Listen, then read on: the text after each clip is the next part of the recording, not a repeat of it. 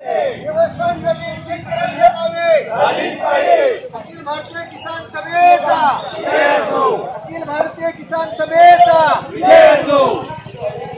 अखिल भारतीय किसान सभेच्या वतीने तहसीलदार कार्यालयावर भारतीय किसान सभेचा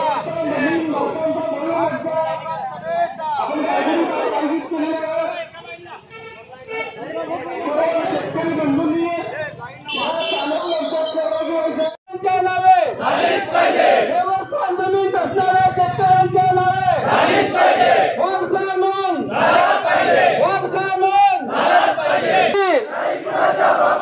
जमीन आमच्या हक्काची किसान सभेचा लाल बावटी की।